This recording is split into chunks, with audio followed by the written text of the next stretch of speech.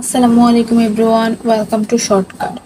আমরা আজকে straight line বা কার্ভ ফিটিং এর আরেকটা এক্সাম্পল দেখব, যেন আমাদের কার্ভ ফিটিং এর স্ট্রেট লাইনটা আমাদের ক্লিয়ার হয়ে যায়।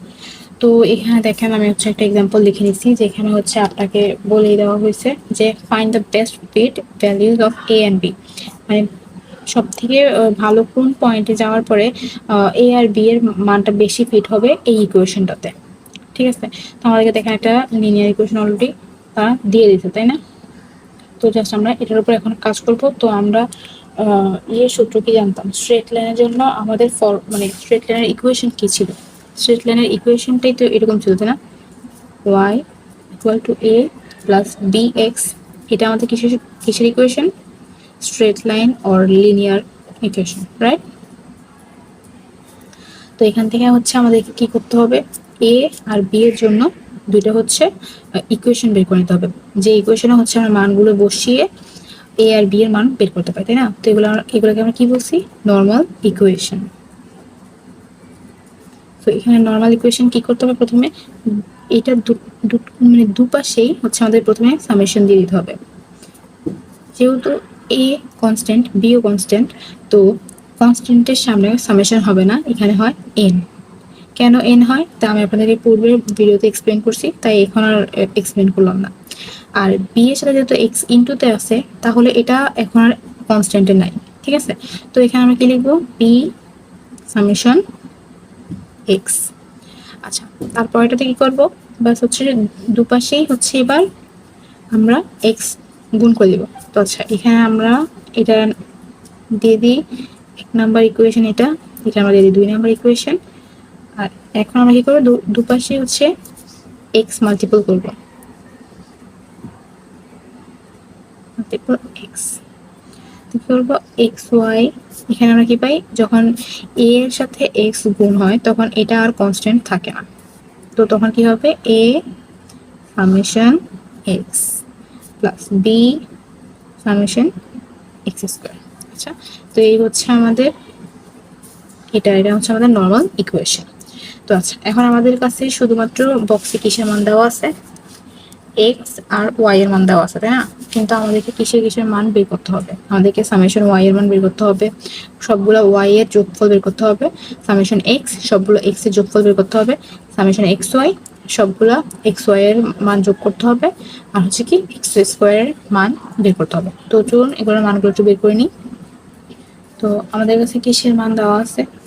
এক্স আর ওয়াই এর মান তো আমাদের কাছে দেওয়াই আছে। তো প্রথমে এক্স আর ওয়াই এর জন্য একটা ঘর, তারপর আমাদের সামেশন ওয়াই তো আমরা এখান থেকে পেয়ে যাব সবগুলো ওয়াই এর যোগফলের থেকে, আর সামেশন এক্স পেয়ে যাব আমরা এখান থেকে।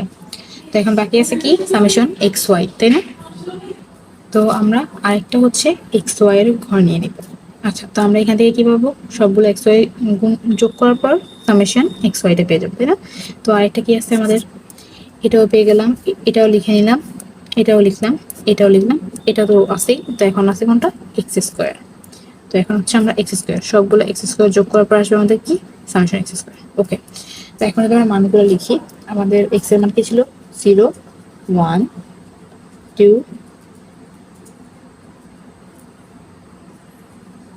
দুঃখিত একটা ঘর কম করে ফেলছিলাম। আচ্ছা, তো এখানে 3, এখানে 4, তাই না? তো এখন আমাদের ওয়াই গুলো কি ছিল? এখানে 1 1.8 3.3 4.5 6.3। আচ্ছা, তো এখন এক্স ওয়াই তো এটা গুণ, এটা গুণ, আর এটা তো 6.6, আর এটা গুণ করে কি হয়? 5 13.5, আর এটা করলে 4 6 24।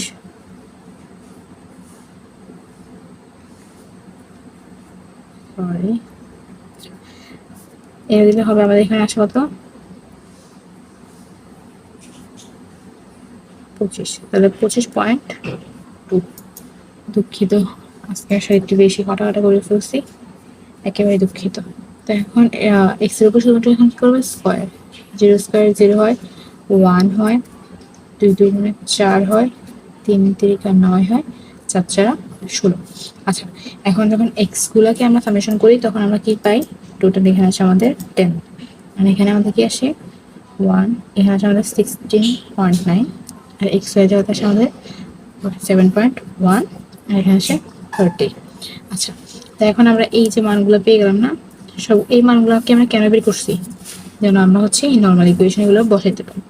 এখন আমরা কি লিখবো, এখানে আমরা হচ্ছে আলাদা করে লিখে নিব যে আমাদের যে মানগুলো দরকার। এখানে আমাদের কাছে কি দরকার, সামেশন ওয়াই, তো আমরা এগুলো সবগুলো সামেশন লিখে নিব। আর দরকার হচ্ছে আমাদের কি এন, তাই না? তো আমরা এন লিখে নিব। তো আমাদের এখানে এন কত আছে, 1 2 3 4 5 5 আছে না? তো আমাদের এন কত এখানে 5।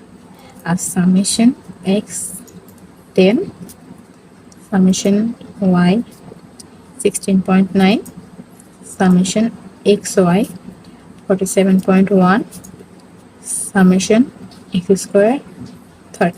আচ্ছা, এই তো, তাই না? এখন আমরা কি করবো, এগুলোরে নর্মাল ইকুয়েশনে বসিয়ে দিবি মানগুলো। তো কি, putting these values in the normal equation. Normal equation we get,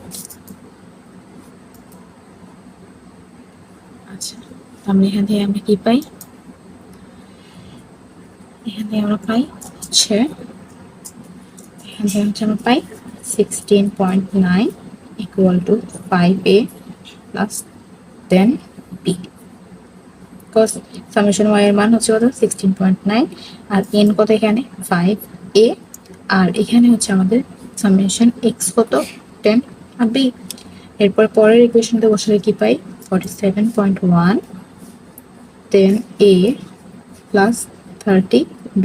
আচ্ছা, তাহলে এগুলো হচ্ছে আমাদের কি, এগুলো হচ্ছে আমাদের নর্মাল ইকুয়েশনগুলোতে মানগুলো বসানোর পর আমরা কি পাই। এগুলোকে আমরা হচ্ছে এখন কি দিয়ে সলভ করবো, এই ক্যালকুলেশন দিয়ে, ক্যালকুলেটর দিয়ে সলভ করবো। তো ক্যালকুলেটর দিয়ে যদি সলভ করি তখন আমাদের এ আর বি এর মানটা আসে কত, তা যদি একটু দেখি। তো আমাদের এ এর মানটা আসে কত 0.72, তাই না? আমাদের 0.72। আর যদি আমরা দেখি যে বি এর মানটা কত আসে, তা আসে 1.33, 1.33। তো এই মানটাকে আমরা কোথায় বসাবো, এই যে স্ট্রেট লাইনের ইকুয়েশনটা আছে না, 1 নাম্বার ইকুয়েশন। তো এটা যখন আমরা লিখবো, কিভাবে লিখবো, সুতরাং the required line is y equal to, এবার a এর জায়গাতে a এর মানটা বসিয়ে দিব 72 প্লাস b এর জায়গাতে b এর মানটা মানে 1.33x। এটাই হচ্ছে আপনাদের অ্যান্সার। আশা করি আপনাদের এখন স্ট্রেট লাইনের কার্ভ ফিটিংটা পুরো ক্লিয়ার হয়ে গেছে। আর যদি এখনো বুঝতে কোথাও প্রবলেম হয় অবশ্যই আমাকে কমেন্ট বক্সে জানাবেন, অথবা আপনারা চাইলে মেল করতে পারেন। পরবর্তী লেকচার অবধি অবশ্যই সুস্থ থাকবেন, ভালো থাকবেন। আল্লাহ হাফেজ।